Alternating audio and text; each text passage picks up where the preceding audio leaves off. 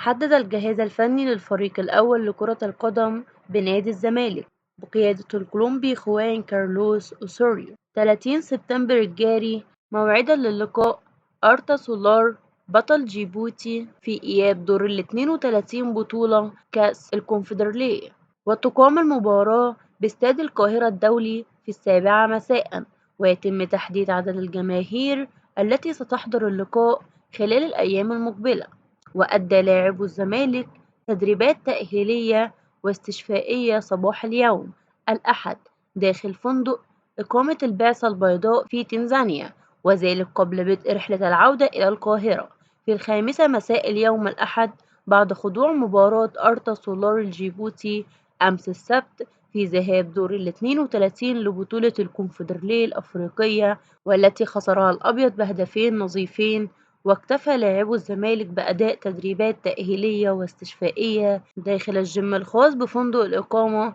تحت إشراف الجهاز الفني بقيادة الكولومبي إيسوريو لمنع تعرض اللاعبين للإجهاد. وبعد العودة للقاهرة يبدأ الزمالك الاستعداد لأولى مباريات في الدوري الممتاز بالموسم الجديد أمام بيراميدز الخميس المقبل باستاد الدفاع الجوي في افتتاح مشواره المحلي.